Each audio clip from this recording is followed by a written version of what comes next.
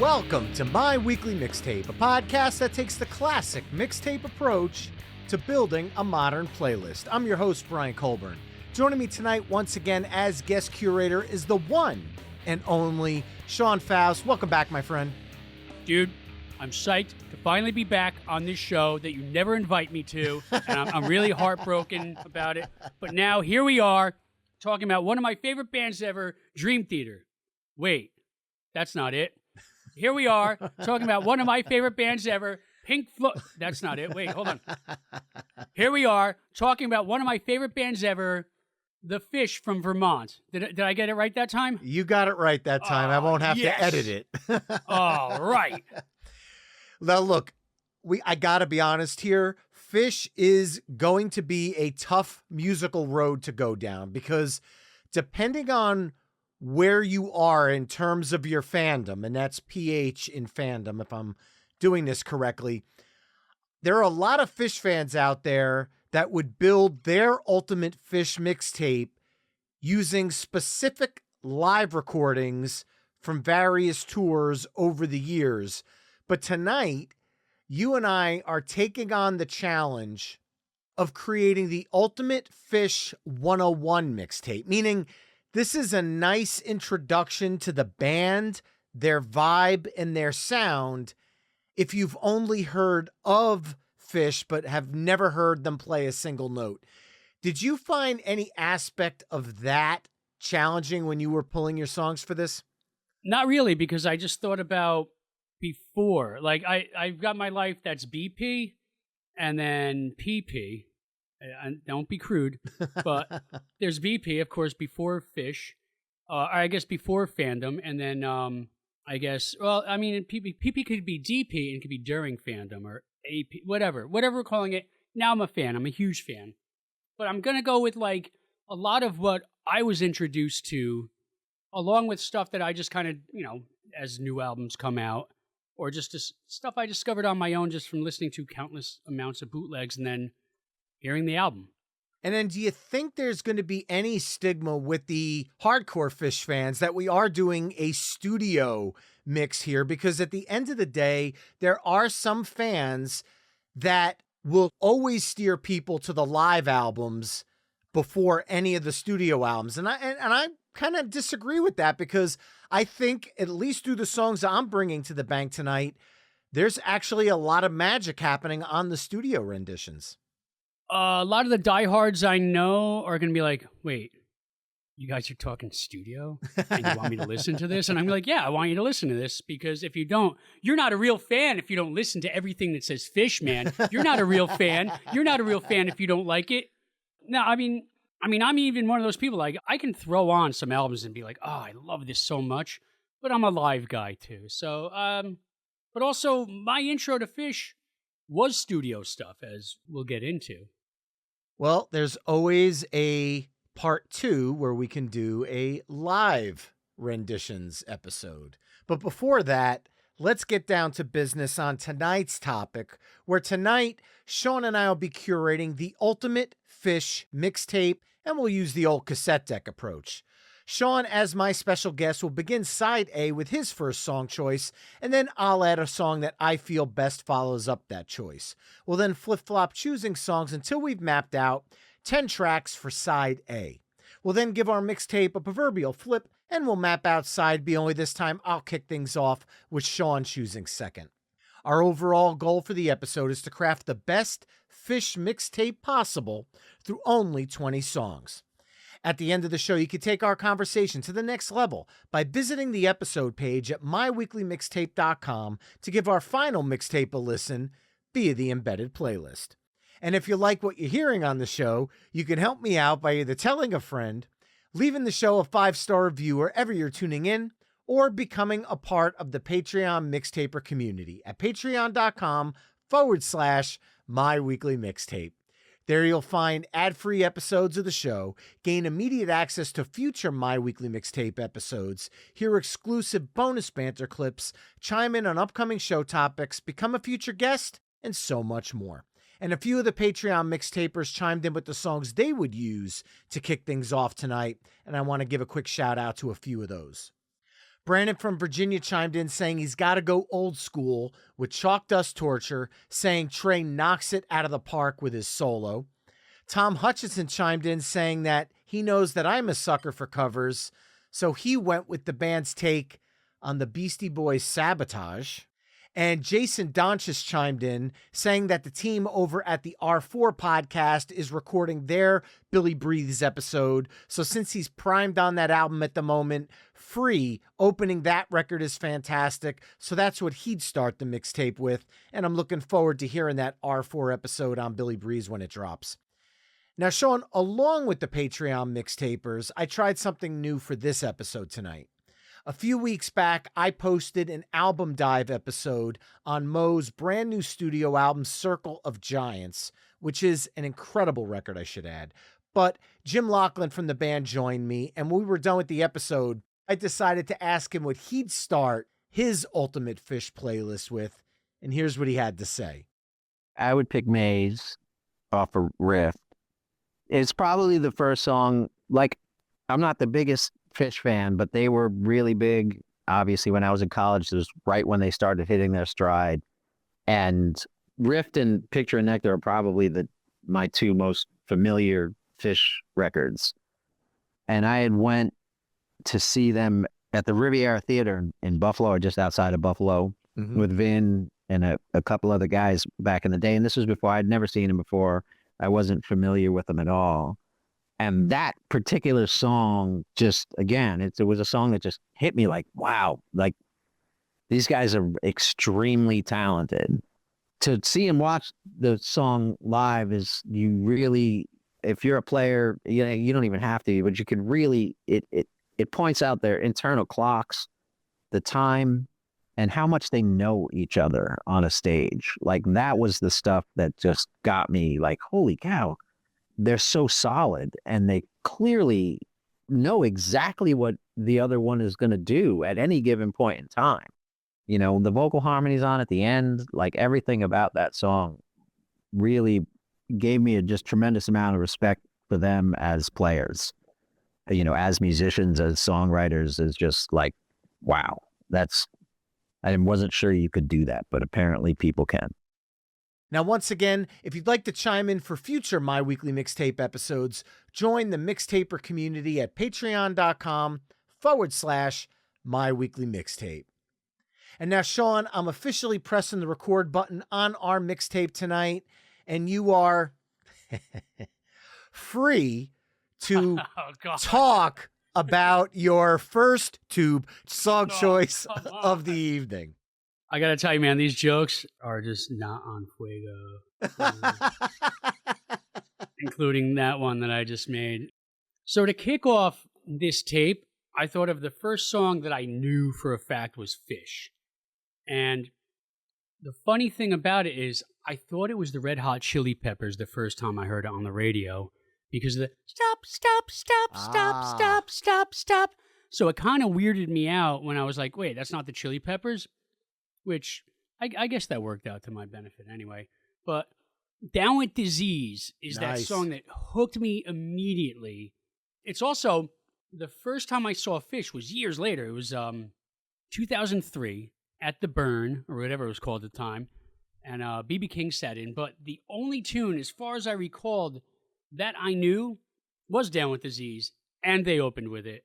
So what a way to just, let's introduce me to the live aspect of Phish, and let's introduce people that don't know Phish to Phish. From 1994's Hoist, written by Trey Anastasio and Tom Marshall, a songwriting duo you might hear about as much tonight as Jerry Lieber and Mike Stoller mentioned during the My Weekly Mixtape Oldies episodes. The song reached number 33 on the Billboard US Mainstream Rock Tracks chart.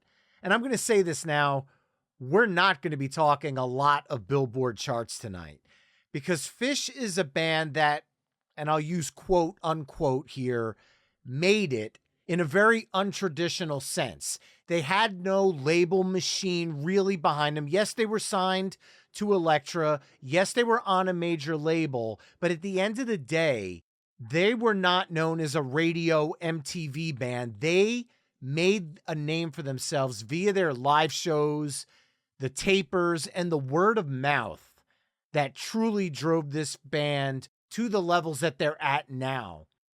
I love the fact that you started this with something a little funky, a little fun, a little upbeat. It is a perfect set opener. Usually I think when they do it live, it's your second set opener, but I have seen them set one it a few times, which is surprising. It's always fun to hear it, whatever point of the show they play it. And it's the only Phish music video in their entire career, except for Esther, which was a quote-unquote semi-official 1991 fan-made video. So if you were to be exposed to any Phish music video, this is pretty much it, besides live content. And you saw it through a fish eye lens. You did. Well, I am going to follow up your sentiment, Sean, with the exact same story, believe it or not. This is one of the songs that got me to fall in love with Phish, and coincidentally, it's the first song I ever saw Phish play live. So I am going to follow up Down with Disease with Heavy Things from 2000's Farmhouse, written by Trey and Tom along with Scott Herman. It's the band's 5th most streamed song on Spotify with 11.6 million streams. So technically, if you want to call it a quote-unquote hit, it's one of the band's more known songs. It's the first Phish song that I truly fell in love with, and it was my personal musical gateway drug to this band. Because what made me fall in love with this song is the yin and yang situation that's playing out. The song itself is very light and breezy, I guess you want to call it, but the lyrics kind of paint a different picture. And that's something that happens a lot in music. And for some reason, it always piques my interest because it could either really set a song to new levels or it could actually backfire and make the song almost too much to digest. Trey's guitar work on the song is perfect because this type of song doesn't require anything stratospheric. So he never overplays in this song. He just kind of doodles for the guitar solo, if you want to call it that, but it feels very breezy and airy of a jam on his part. So there's something in this song, I don't know, it's hypnotic. It's like the Pied Piper of Hamlet on guitar, and Trey is just kind of bouncing down the street. Wow, you missed a good pun there where you could have said he's bouncing around the... Oh, you already said Pied Piper. I like that song. We've jammed that many a times. That's the song that we didn't overplay that I loved playing with you. Not that I don't love the other song, which maybe we'll get to that, maybe we won't. We'll find out. All right, so what are you following up Heavy Things with? Okay, so I know I said Down with Disease is like the first Phish tune for me. It's the first tune that got me into Phish. However, the year before, I remember Rift coming out, and my good friend Eric made a mixtape for me. Pretty cool, right? Here we go. Old school. It's a mixtape. And I remember a lot of the stuff that was on it, too. And some of that stuff I wish they would bring back into their repertoire. But I didn't really start listening to the tape on a regular basis until after I got into Down with Disease. And the funny thing about this mixtape of Phish is that the Blues Traveler album had just come out. I don't remember what album it was, so forgive me. But the B-side, after the Blues Traveler album was copied for me, sorry guys, was a mix of Phish stuff. And the first tune that was on it that really grabbed me was My Friend, My Friend. And nice. I love arrangements like that. I love composition like that. You know me, I'm a prog rock guy, so I'm into stuff like that with the long instrumental intros and all that stuff. And man, just even how the beat gets flipped, how Fishman flips the beat once it kicks in. I love My Friend, My Friend. That's a driving tune, and I love the fact that they've been jamming it a lot lately. Yeah, they've been definitely opening that one up from 1993's Rift. 3 in a row for Trey and Tom for our first 3 songs, which obviously it's your main songwriting duo in Phish. So don't be too shocked if that happens a lot tonight. Like you mentioned, I have to agree, the opening of My Friend, My Friend is very whimsical. I'll almost say it gives me a Jethro Tull-ish type vibe. I'm not saying it's Jethro Tull, but I'm saying I catch vibes of it, at least in the first 2.5 minutes before, like you said, Fishman just flips the song on its side and you transition into this darker groove. Rift was the first concept album for Phish, not counting Trey's 1988 album, The Man Who Stepped Into Yesterday, which was his senior thesis over at Goddard College. And believe it or not, I'm actually surprised the band hasn't released like an archive of it to like at least Nugs or something, considering songs like Wilson, The Lizard, and Possum are all live staples. This would have been their quote unquote studio versions, but I digress. It's out there. Yeah. And I'll tell you, what's funny, you bring up the more, it's not a concept as much as a theme. It shares a theme of sleep and dreams. So I mentioned Dream Theater earlier. Their album that just came out, Parasomnia, when I first heard the description of it, the theme is like dreams and nightmares and stuff like that. I'm like, wait, so the theme of this prog rock band's album is dreams. Didn't Phish already do that in 1993? So, I mean, and trust me, like, I'm very happy with the new Dream Theater album. And, I'm talking apples and walnuts right now, so I can't even compare them. But it's cool that, like, two of my favorite bands have done an album about dreams. Well, following that up, there's a small part of me that wants to think in a live sense here. Because at the end of the song, you've got the repetition of my friend, he's got a knife to close the song. And for some reason in my head, if they were doing this live, I can almost hear the panning and swirling opening to Ghost underneath those lyrics in repetition. And as soon as they hit the last, my friend, he's got a knife, Mike and Fishman kick in with the beat from 1998's The Story of the Ghost and tonight's first album opening track. The song is perfect for that musical gateway drug into the band because the studio version clocks in at 3 minutes and 52 seconds. However, pretty much any time this song is played live, it's always opened up and explored in some facet, with a lot of the live versions clocking in well over 20 minutes. Then you kind of hone in on the song. Even on the studio version, Mike's slap bass during the breakdown kind of seals the deal on this track for me, as it brings out the funkiness in the band, but it's not in such a manic Red Hot Chili Pepper sense like Down with Disease was. So anytime I'm trying to introduce someone to Phish, I like to keep Ghost pretty close to the front because it's a fun, easily digestible song from a studio length standpoint, but it also gives you teases of what you can expect from them in a live setting. Well, that album was recorded from jam sessions where they took parts of the jam and wrote around that. And now that might not be 1,000,000% accurate, but I'm 99% sure that that's exactly how the album is. So you are kind of still getting that live vibe from Phish. What an awesome choice. What an awesome album. And I actually hear what you're telling my friend, he's got a knife. Bam, boom, boom. Exactly. That's awesome. That's awesome. Well, when you're listening to Ghost and you're coming out of Ghost in this jam, you reach into your pocket, right? And you pull out a big doobie and you blaze on. You see what I did there? I made a pun. But yeah, I'm going to follow it up with Blaze On. I remember the first time I heard that was 2015. And I was listening to the show on the drive out to Pittsburgh for a gig with the Pittsburgh Browncoats for a Can't Stop the Serenity event. I do have to give my Browncoats some love.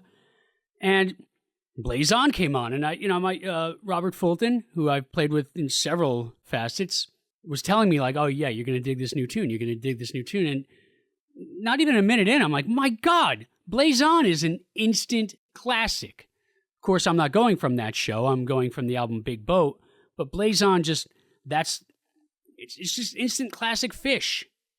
Absolutely right. 2016's Big Boat. Once again, Trey and Tom, the writers on this one, It is my favorite song from Big Boat. So I'm glad you picked it because it was in my bank. And I will say this as a spoiler, it was the only song in my bank, although there are other ones. I feel like when you get into songs like Petrichor that might be a little too much for that 101 vibe, Blaze On definitely is closer to the, I don't know if you want to call it radio-friendly side of Phish, but it's definitely a digestible track where Petrichor is definitely a lot more experimental, and I think we're going to get to some of that tonight, but we're not quite there yet. Petrichor is prog rock. It's total prog rock, yeah. But the funny thing is, too, is like, all right, so it's not rain, but I mean, Petrichor, the word itself, a pleasant smell because of the rain. And like, well, Blaze On is also a pleasant smell. So we could say either of these songs, but I'm going with Blaze On. All right. Well, we're now at track 6 on side A, and I'm thinking again, even though we're putting studio songs out there, I'm thinking, okay, if this was a set, what would happen in this point of the set? And I think this is the point where we'd bring it down a notch, or at least in this case, several notches. And I said bring it down. Thank you. No, we're not going with Guar Sick of You. Oh, sorry. All right, my bad. From 1996's Billy Breathes, which the whole album actually peaked at number 7 on the Billboard 200 chart, and it's the highest the band has ever charted. So from their, I guess, biggest album, I am going to go with Waste, which is the 4th highest streamed song on Spotify at 11.9 million streams. And for the 6th song in a row, Trey and Tom are the writers for this one. But, you know, like I said, that's going to happen a lot tonight. And I got a kind of a fun story about this song. How you scooped me on it? That's a really fun story. Yeah, I scooped Sean on Waste. Also, back when I took the family to Disney, I want to say this is, I don't know, a good 10, 15 years ago for the first time. Are you allowed to say that word without getting sued? Yeah, it's a place. Okay. It's a location. Okay, cool. Yeah. All right. So my folks said, if you and the missus want a night out, go to the boardwalk and have some fun. So we did, and we went to a place called Jelly Rolls. And Jelly Rolls is a dueling piano bar in Disney. And you sit at tables, you have drinks, and there's a stack of napkins on your table with a pen next to it. And you throw a tip into the napkin, you write a song title, you crumple it up, and you throw it to the stage. So I literally put my tip in and just wrote PHISH, period. Crumpled it up and threw it in. About 5 or 6 songs later, the guy opens it up and he looks in the crowd. He goes, all right, which one he asked for Phish? and I raised my hand, and he's like, I can only do one that I think I could do justice. And he started the opening piano for Waste. And I literally sat back in the chair. And as he was singing it, the other piano player didn't play, just started harmonizing them. And they did the whole song, and it was friggin' perfect. And there's something about this song that is just so beautiful. And this is a side of Phish that I think a lot of people that picture the band don't go here. And they should, because this is a place in the band's sound that I think is truly underrated. I love Page's playing on this a lot. He's like the standout. You scooped me. I love your story. You scooped me, and I'm sure this is an original. We're not the first people. We're the first people I know of that did this, but it was my wedding song. Well, now I feel really bad for scooping you on it. You had to scoop my wedding song. Well, you know, I don't know who's got the better story, you or me. I mean, I'd say you. I mean, like I said, it's probably not the most original idea, but I've never been to a wedding of Phish fans until mine, and then till after that. And not everybody did Waste. I've seen Waste, and I haven't seen Waste, and I think it's just that song. It's a sweet song, and my poor wife is completely wasting her time with me. So it's wow, good choice, bro. Good choice. All right, so you know how I said I love prog rock? I do, and yeah, I was kind of surprised to hear that, but yeah. I know. I never talk about my love for prog rock or Floyd or Dream Theater, right? And I do Phish is a jam band, but there's a lot of prog rock influence there. There's in everything. They're a melting pot of awesome. Yes. And this song has this middle section that is like the jam band equivalent of Dream Theater's Metropolis, where it just here's the song, here's the song, here's the song, here's this. What the hell is this awesomeness? I think I know where you're going. From the album Lawn Boy, I'm going to go with Reba. Yeah. Jazzy, proggy, fusion prowess all at play here. I mean, you think about the song kind of fools you, Sean. You got the whole bag it, tag it, sell it to the butcher in the store, oh, bag it. And you just get all caught up in that. But buckle up because there's 12 minutes and 27 seconds in this song. And I think this is the first time tonight we're truly testing the Phish 101 crowd with a studio track that starts to bridge us into the live aspect of the band, which makes sense because Lawn Boy was recorded mostly live to tape when they won studio time after the Junta album was out and about. So if you're lucky enough to have the original Absolute A-Go-Go pressing of this CD, which was prior to Elektra remastering and re-releasing it, you actually get a bonus track of Fee. But anyway, I digress. Love the pick. Love the exploration in this one. But from a 101 perspective, this definitely is going to test new listeners to see if they really get Phish. Well, here's the thing, though, man. Like, if they're going to listen to this mixtape, right? And then you're like, oh, that's a band I would definitely go see live. Well, let's prep them sooner than later, right? Yeah. Yes. Well, to follow that up, I think I'm going to palate cleanse from a 101 perspective because the other part of me wants to go and just go nuts into some epic long jams here, but we're thinking 101. And the song I'm going to go with, I have to kind of preface with the fact that after Trey's Shine solo album, there's a definite blurring of Trey's solo sound and Phish's sound. However, there's this gray area in the middle that I think post-Joy, the band started sitting in very comfortably. And I am going to go to 2020's Sigma Oasis. Now, the entire album was already familiar with Phish fans, as most of the songs were previewed live before the studio album dropped. And I think it was Mercury and Shade were both leftovers from Big Boat. Now, once again, and in the case of Sigma Oasis, the entire album was written by Trey and Tom, with Scott Herman contributing to 2 songs, Evening Song, as well as my pick, the title track, Sigma Oasis. This album was very memorable to me in a positive way because during the 2020 COVID lockdowns, Phish was doing the Tuesday night dinner and a movie series on YouTube. And I remember this specifically because on the March 31st edition, they announced that the next night they were hosting a listening party on Live Phish, SiriusXM, and YouTube. And I was quick to look at the date, March 31st. What's tomorrow's date? April 1st. So I honestly thought they were setting up everybody for a virtual New Year's Eve gag. And I had no idea what to expect, but sure enough, they weren't bluffing. And they premiered the Sigma Oasis album in its entirety. And as soon as the album ended, it premiered on all the streaming sites. It was a really fun way to debut an album at a dark period in time. And that opening song just had such a fun, uplifting spirit and vibe. And Farmhouse, like I mentioned with Heavy Things, is my favorite Phish album. So hearing Sigma Oasis's opening, I really did catch a lot of that Farmhouse sound in the song. So I think the combination of those two things is why it resonates with me as much as it does. Dude, that's an awesome pick. That's one of my of the newer stuff from Phish. That's one of my favorite newer songs. So, what a nice choice there. And I'm actually I'm hearing that D. I don't know if you got to watch the Tiny Desk concert, but they did it at that, and it was really awesome. Yeah, yeah. So, wow, what a great choice. How do I follow this up, bro?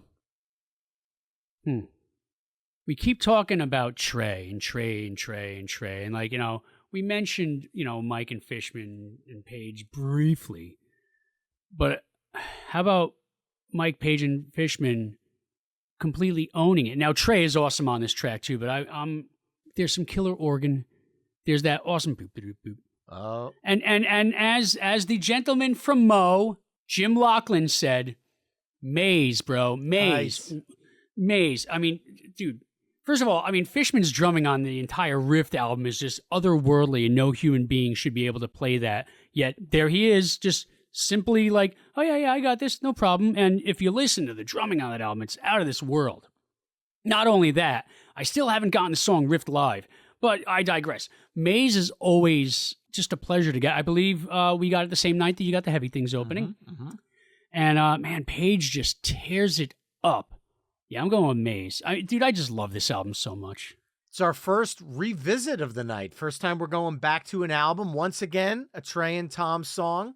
Clocking in at 8 minutes and 13 seconds. We're not quite at the Reba level here, but you're certainly testing those Phish 101 lines in terms of drawing a musical line in the sand. But I think between the two longer songs that you've chosen, these are songs to me that even on the album itself, they don't feel as long as their runtimes might allude to.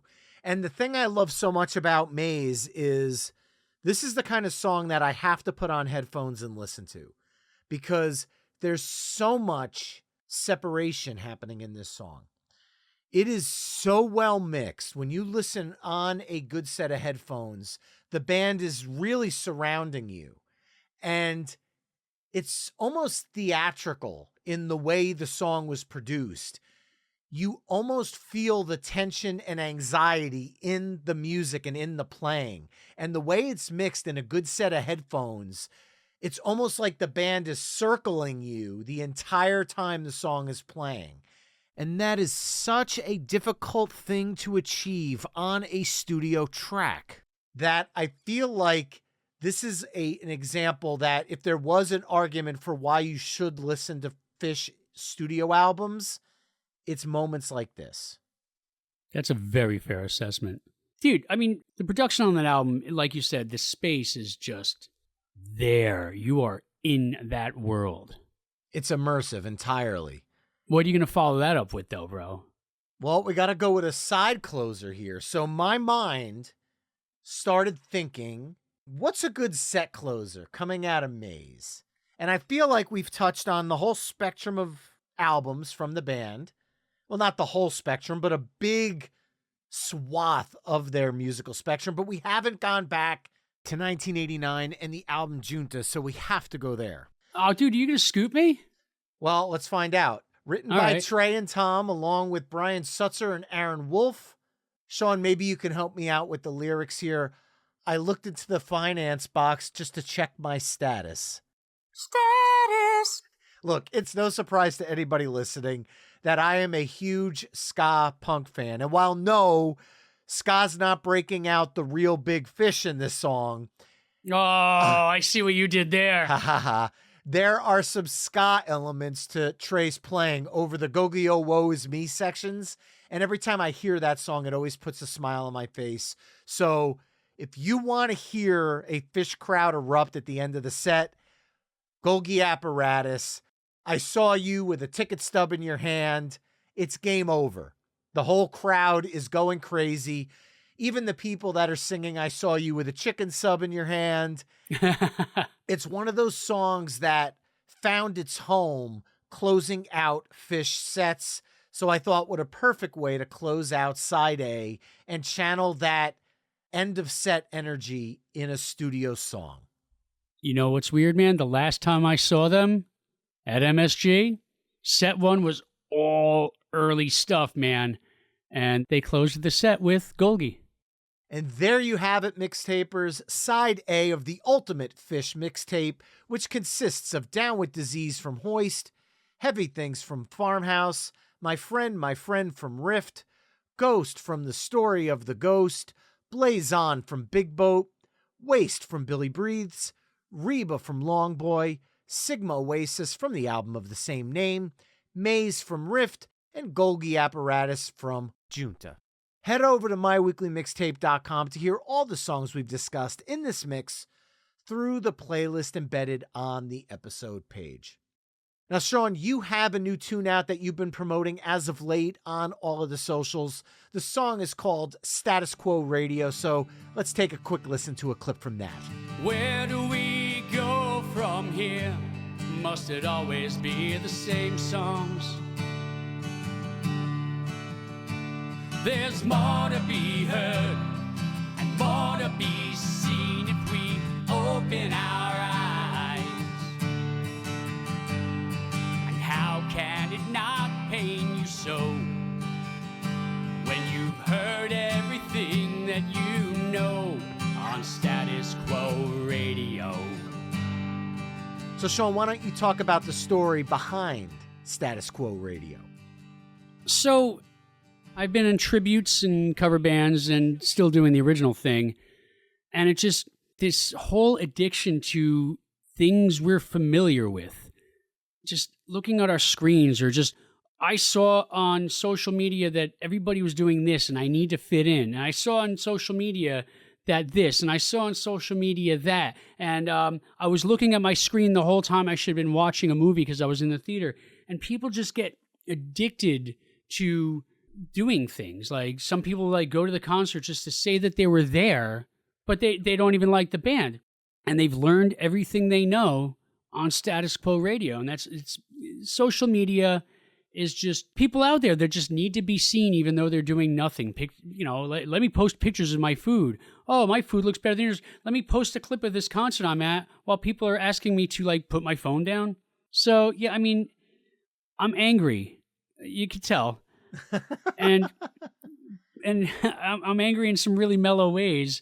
And I mean, that song, it's sarcastic, but it's just an observation. Like, just be yourself, think for yourself, stop trying to fit in on everything because your Uncle Milt posted something on Facebook and you read the headline and assumed the rest of the story. Just go out and do things for yourself.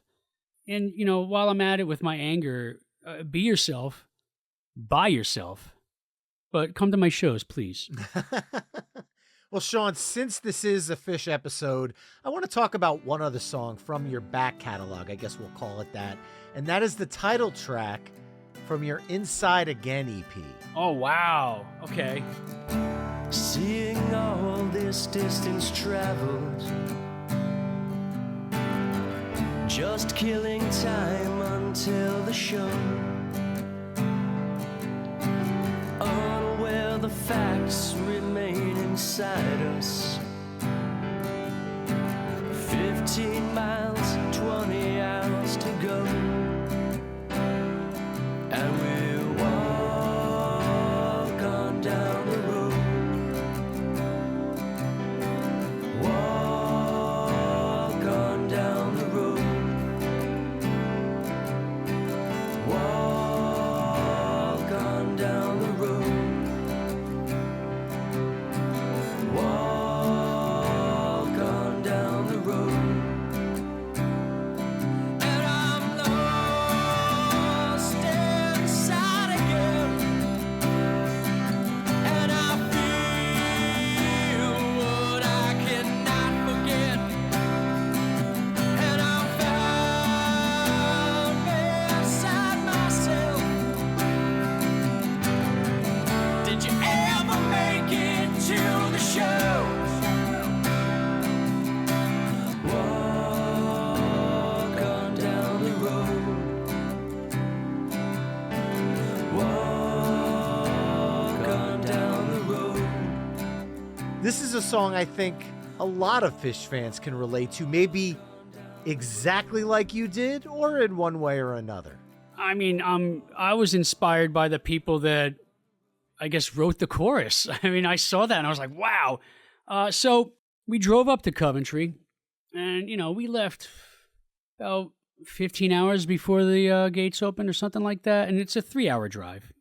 But, Debbie is an expert at these festivals and knew like it's going to be a long line to get in. So we left and we were on the side of the road and it's just this big holdup. And we were about 20 or 30 miles away. I changed the lyric a bit to just flow better, 15 miles, 20 hours to go. But it was more like 20 miles maybe, 24 miles, and like 36 hours to go. until we heard Mike come on the radio. If you were not within, I think it was 5 miles, you're not going to get in. And we're sorry, because the grounds got flooded and nobody saw that coming. The Farmer's Almanac did not see it coming. Like, they just weren't prepared for the amount of mud. And actually, funny thing about the mud is that the song Mud City from Bar 17 is about that. Mm-hmm. But I was just getting so frustrated and so upset and angry. Like, what's going on? What's going on? And of course, you know, you're listening to the Bunny and they're talking about people like just completely going in the left lane to like cut in a few miles in. And like, I don't shame them. Like, do whatever they want. But then I got home and I saw online that people like moved their cars up more and like parked on the side of the road and walked to Coventry to be there for Phish's last show. And had it not been a 20-something mile walk and we were prepared better, we might have done that. But I was so moved that everybody was just so dedicated to being there at that moment that I wish I could have thought of that at the time or just done that. So that song is for those people. All right. Now I get to kick things off for side B. And I know exactly how I'm going to kick this side off. You started with Down with Disease on side A, and that's that upbeat, crazy set opening energy. And I'm going to follow that up with upbeat, crazy set opening energy with Chalk Dust Torture from 1992's A Picture of Nectar. And that comes along with a shout out to Patreon mixtaper Brandon from Virginia, who also chimed in with this one. The first promotional single released by Elektra Records for the band. It actually peaked at number 53 on the Radio and Records album-oriented rock chart. Like I said, not a lot of charts to talk about, but when they happen, I'm going to mention them. One of the band's biggest live staples, it actually hit its longest version ever, February 3rd, 2024, at their Riviera Maya event in Cancun, Mexico. Now, if you're a Phish 101er and you want to explore what a truly lengthy and epic Phish jam is like, I'll embed the Pro Shot live version of this monster over on the episode page at myweeklymixtape.com. Chalk Dust Torture was my ringtone for years. However, at one point I just had to change it because anytime it came on shuffle in my car, I actually would start trying to answer the phone. And I knew at that point it was time. But kicking off side B, Chalk Dust Torture. You scooped me on the jam. That's a great tune. And I actually like how that was recorded with the vocals sped up. So when it came back, it come stumble my mirth-ridden worker. Oh, wow. What a great tune. Oh, man. So where do I... You know what? I kind of want to go mellow sooner because you know how I say Pink Floyd is my favorite band, right? Yes. So it's the early 2010s, and I see that Bob Ezrin is producing the next Phish album, and my head explodes. The album Fuego comes out. So the first single released was Waiting All Night, and I remember listening to that in headphones like, oh my God, this is a Bob Ezrin production, all right. And I was so into it. And then, of course, we knew most of this album when it was originally called Wingsuit. Mm-hmm. They debuted it for Halloween the year before. And I'm going with the song Wingsuit. Now, I was going to say 555 for my buddy Mike that I used to work with, because we're 555 to this day. We're always like reaching out to each other because we just, hey, another song with horns, by the way, bro. Yeah. But Wingsuit just, it's got that like this mellow Floydy thing, but when it kicks in, it's almost like that Gilmour guitar tone that he gets, and it's just here comes the adventure. And Wingsuit just has always done it for me since day one, and the production on Fuego is just so outstanding. And it feels good because it feels good. For the first time tonight, songwriting credits go to Phish. Well, Trey, John, Mike, and Paige, respectively, on a song. So I thought I had to point that out. And I love that you mentioned the Halloween 2013 show, because I am trying to think of another band that could walk out on stage and say, hey, everybody, here's a brand new album for you, and we're going to play it in its entirety. Like, bands will debut a song here and there, maybe two in a set, if they're really being adventurous. But Phish just walks out and says, no, we're going to play an entire set of music you have never heard before. And in most musical spaces, I think it's safe to say that a lot of audiences would be confused and baffled at that notion. But Phish fans embrace and welcome this. I mean, I think about the fact that they also did the Kasvat Voxed album. I have no idea if that's how you're supposed to pronounce it, but I digress. I think that's how it's pronounced. And you know what? You're talking about how like Phish does that. I thought that one was great because for those of you that are Phish 101, when you go into a Halloween show, you get a playbill. And that's how you find out what they're doing for their Halloween set. And it was funny to troll that because for the Kasvat Vok set, like people were like, oh yeah, I kind of remember this album because like the playbill was like all 80s looking. So it was just like, there's always that like know-it-all, like that just they need to be like, oh yes, I know everything. And like just to troll people like that and they'd be like, yes, I know everything. Kasvat Vox, I had that record when I was younger. No, you didn't. And they just trolled you, and that was friggin' awesome. The 1981 fictional album, I Rock. What a great way to debut songs. And they still incorporate a lot of those songs in their sets to this day. So it wasn't just a one-off thing. It's part of the Phish canon. No. And if there was a studio album, Say It To Me Santos would be all over this list, but there's no studio album. Well, these are songs we'll have to save for the live Phish episode we do to follow this one up. Love the fact that you picked Wingsuit. Love the approach. And I'm thinking about the ending of Wingsuit because it ends on that crescendo at the end of the song. The crescendo happens, and as it's ringing out, there's a 4 count into Stealing Time from the Faulty Plan from 2009's nice. Joy. I'm not going to outright call this a blues song, but the way that Trey attacks the lead guitar, I would say it's definitely blues rock adjacent as only Phish could pull off. And the lyrics, got a blank space where my mind should be, written by Trey, Tom, and Scott Herman again. Joy starts off just so perfect. The 1-2 punch of backwards down the number line into Stealing Time to open an album. But coming out of Wingsuit, I felt like backwards down the number line might feel a little jarring.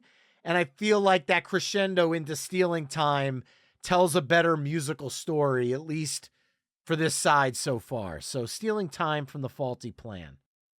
I do, in fact, have a blank space where my mind should be.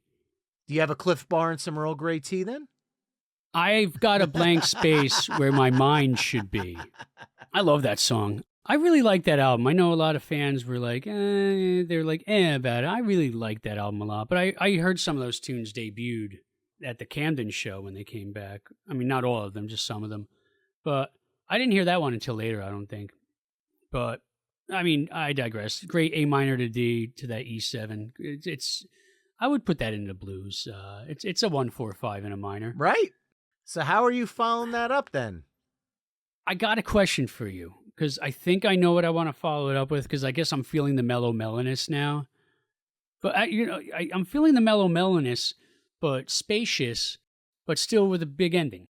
Okay. Kind of like Wingsuit, but this song I want to choose has an intro that is another track, but the intro is short enough that I want to make it one track if you'll allow me. And when I say what it is, you might just... Dude, we make up the rules as we go along here. Have at it. The horse Nice. into Silent in the Morning. I don't want to do. I mean, I've played Silent in the Morning live without the horse, but this is just something that like they blend so well that I don't want to take the horse away from Silent in the Morning. Fair. And fair. this is another favorite Phish tune of mine. This song just blows me away every time. Just it's so beautiful. The way it starts, how everything just kind of comes in together slowly, and it builds. Like I said, I love this album a lot, and what a way to close it out. Going back to riffs for a third time, and for if you're talking about both tracks here, it's a twofer for Trey and Tom writing. Although, one thing you forgot to mention for the first time tonight, we have lead vocals from someone other than Trey, as Paige takes the lead for this album closing track. So as Silent in the Morning does build in a similar fashion to Wingsuit, like you mentioned, there's that crescendo at the end of Silent in the Morning as well. I sort of eased us out of Wingsuit. I'm not doing that again. Come on, man. I- You got to ease on down the road. Well, I like where you're thinking with that song because the song that you just said that from is very funky.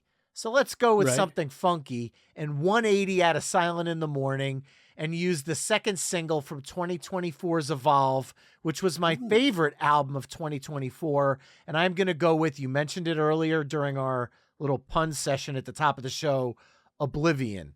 It awaits. I mean, this song is Phish's youthful spirit shining through the 3.0 era sound. This song is all sorts of funky. Mike's bass is off the rails. This is a track that just makes you want to get up and dance. And I don't know, there's a part of me that maybe wonders if some longtime Phish fans might question the fact that we're kind of spreading out so much across the catalog. But again, we're thinking 101 here. And to give the full story of what Phish is about, I think we need to talk about these newer tracks. And honestly, I feel like Oblivion goes over as well as over the last year as some of the older tracks. I think there's something about this one that just has that it factor that slays every time they play it. I mean, you chose like one of my favorite tunes on the album. Like I think I was at the debut of Life Saving Gun, which is just another killer track from this album. But Oblivion, it's Phish, and it sounds like Phish. It doesn't sound like Phish in their Rolling Stones phase of just like, hey, let's just keep doing what we do. This is Phish just being Phish, and how do they not be Phish? I love this album, and I what a great pick. And now you get to follow it up. I do. You know, okay, I'm tired. I keep hearing written by Trey and Tom and everybody else and Trey and Tom. And I just mentioned the Camden show with the debuts. Now, I know a lot of fans are going to give me crap for this, but at the Camden show, Trey played the middle of this right. But let's go with a song that Mike wrote, also from the Joy album. I want to go with Sugar Shack. Nice. It's a fun tune. It's boppy. It's a Mike song, like, you know, boppy, upbeat, boppy, like, it's just fun. And it's also, you know, let's throw some variety in here so people also know that, you know, hey, Mike also writes songs. Run through the pale dark woods to that Sugar Shack. We're continuing to widen the spectrum of what Phish is about because we're bringing Paige's vocals and Mike's vocals into the mix. So I love that. What I love about Sugar Shack is if you listen to this song again with headphones, Mike's bass is kind of forward in this mix. And he's doing some ridiculous runs alongside of those lead vocals. So I love the fact that you pulled this part of Mike's studio side because the mix definitely sits out when you listen to Joy from front to back. And I think they purposely brought Mike's bass up just a little bit. And I don't know if that was intentional or not, but it really drives this song. And as a bassist, I have to kind of applaud that. All right. To follow this song up, I have to go with a song that is very, very special to me. Because when my wife and I started dating, we were doing the long distance relationship from New Hampshire to New Jersey.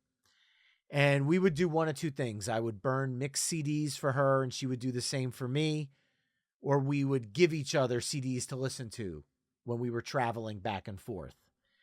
And while I was familiar with Phish's music in the 90s, the first time I sat down and listened to an entire Phish album was when my now wife handed me her copy of Phish's Farmhouse. Oh, dude, that's so sweet. And as I was driving back, I put the album in and I spent the next 5.5 hours listening to the album over and over and over again. And I've said it a million times in this show, I am a sucker for album openers, and Farmhouse, the song, just grabs me. I know I'm going back to Trey and Tom once again, but there's just something about this song that immediately grabs your attention. And I know I'm not alone because I've talked about twice tonight with Heavy Things and Waste that there are the top 5 streamed Phish songs on Spotify. There were 3 other songs on that list: Bouncing Around the Room, Sample in a Jar, which was the second most streamed song at 13,456,126 streams. And coming in at number 1 for Phish, their most streamed song by almost double. 26,660,390 streams is Farmhouse. 2 of those songs I mentioned there, Bouncing Around the Room and Sample in a Jar, we haven't gotten to as of yet. But I'll say both of them are in my bank of songs tonight. Believe it or not, according to Spotify, I am going with the band's biggest hit. But I don't care. It's just that great of a song. It was my first ever encore at my first ever Phish show. And the next morning when I got up, I immediately looked for this song and had my guitar out within seconds just to learn it. And thank God it's one of the easier songs to learn, especially when you're getting into Phish. But dude, what a perfect choice. I love this song so much. I don't know if you scooped me because I had enough mellowness, so I never really heard of Clusterflies. But alas, what will I follow that up with? Okay. All right, I'm going to go back sometime to another song that I didn't realize was Phish until I saw them in Camden in 2003.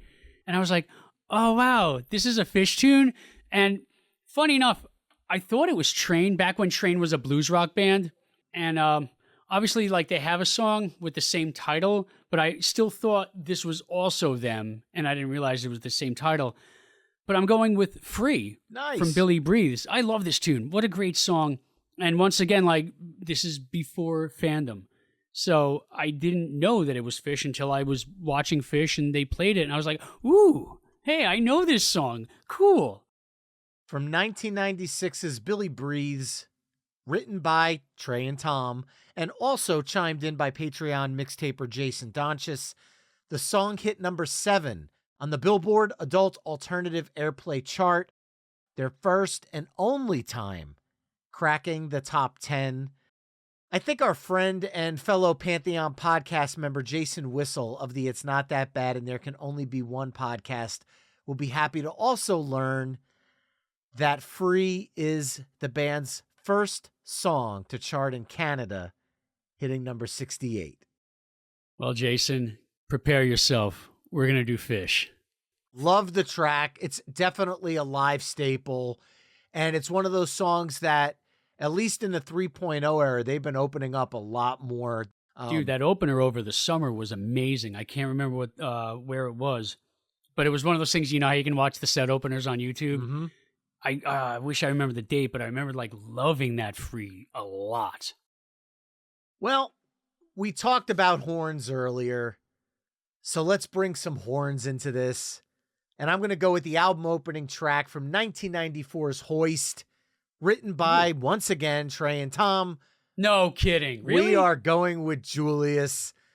But in what I think is a first for tonight, and correct me if I'm wrong, Sean, we actually have guests performing on the studio version, because you've got Rose Stone, Gene McClain, and Ricky Grundy Corral providing the gospel backup vocals. And then you've got the Tower of Power horn section adding their awesomeness to the fold.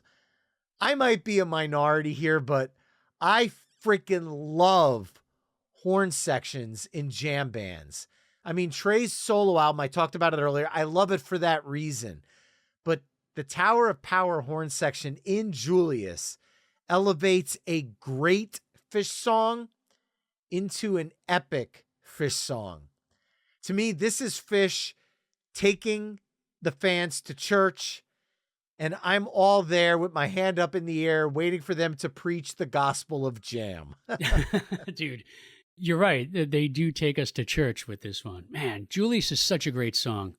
Did you even say the title, or did you just get so excited? I said the title. Oh, okay, all right. Oh, because I mean, I was just hearing it in my head as you started talking about the gospel and the horns, and I'm just hearing in my head like, oh my God, I need to see them do it live that way. Yeah, I feel like the live versions, when it's just the members of Phish, And this is no knock on it. I feel like this is an instance where you can make an argument where the studio version is better than a lot of the live versions because of the fact that you've got the Tower of Power horn section and the gospel choir in it.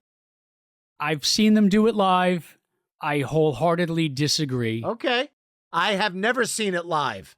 However, if I saw them do it live with horns, I would, Anyway, yeah, it is epic. It takes us to church. That's a perfect choice there, right? Oh my God.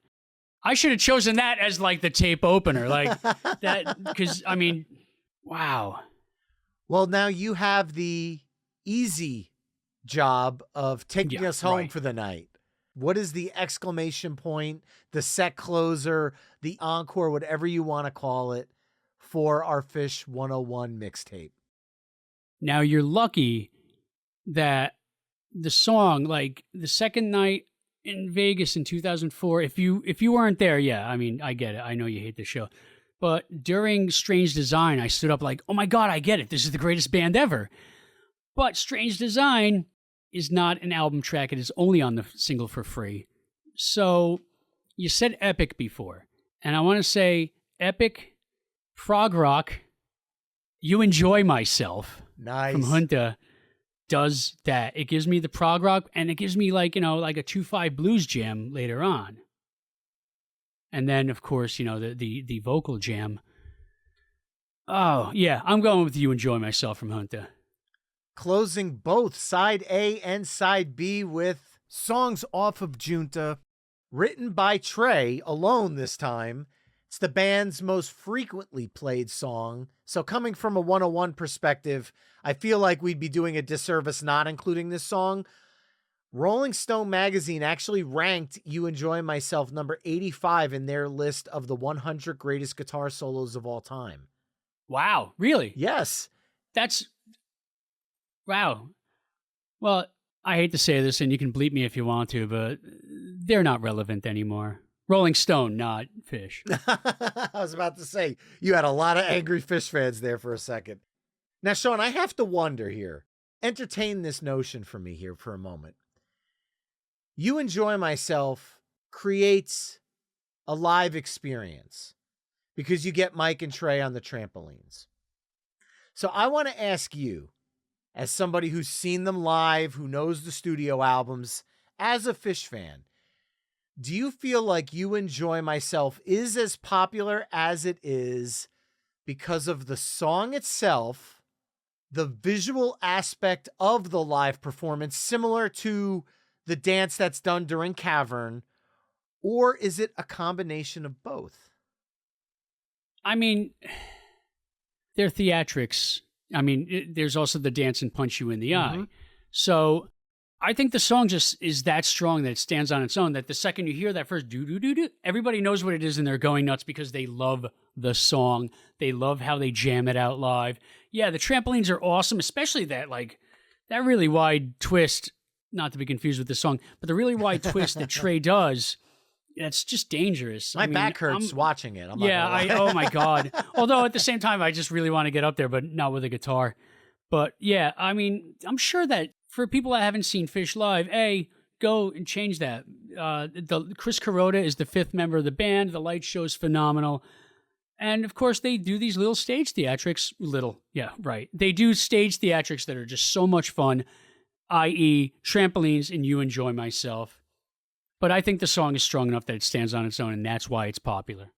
Well, there you have it, mixtapers. Side B of our Ultimate Phish mixtape, which consists of Chalk Dust Torture from A Picture of Nectar, Wingsuit from Fuego, Stealing Time from The Faulty Plan from Joy, The Horse and Silent in the Morning from Rift, Oblivion from Evolve, Sugar Shack from Joy, Farmhouse from the album of the same name, Free from Billy Breathes, Julius from Hoist, and You Enjoy Myself from Junta. Head over to myweeklymixtape.com to hear all the songs we've discussed in this mix through the playlist embedded on the episode page. Sean, why don't you remind listeners where to connect with you on social and where they can find your music? So you can find me, of course, at SeanFaustMusic.com, where there's links to my music, show dates, stuff like that. But of course, there's the Bandcamp where you can buy the music. I mean, of course, like I'm streaming everywhere that music is streaming, but I'm also available to purchase everywhere you purchase. And my song Gin Asylum, I need 1 million sales of that. I want to help animals. I know I say this on every show I do, but this is my goal. I want to have that cushion so when somebody needs help with an animal, whether it's a vet bill, whether it's trapping and putting them somewhere, I want to be able to just be like, hey, here you go. So 1 million sales of that song, and let's go with 10 million streams on Spotify. So please, Gin Asylum. And of course, Brian, you were so gracious enough to talk about Status Quo Radio earlier. I'm kind of proud with how that came out. I'm not patting myself on the back. It's just a song that I'm very proud with the outcome of. So just go buy some music and, support indie artists. Buy their music. Don't just stream it. Buy the music of indie artists. They need your support because we're the ones in the trenches. That you are, and it's always a pleasure to have you come out of the trenches for an hour to talk music with me, dude. Thank you so much for joining me on My Weekly Mixtape. Look forward to the next one. Thanks, brother. Remember, you can find My Weekly Mixtape on almost all the social media haunts at My Weekly Mixtape. You can also head to myweeklymixtape.com to check out the full catalog of My Weekly Mixtape episodes. And finally, if you like what you're hearing on the show, you can help me out by either telling a friend, leaving the show a 5-star review wherever you're tuning in, or joining the Patreon Mixtaper community at patreon.com/My Weekly Mixtape. There you can find ad-free episodes of the show, gain early access to future episodes, chime in on upcoming topics, become a future guest, and so much more.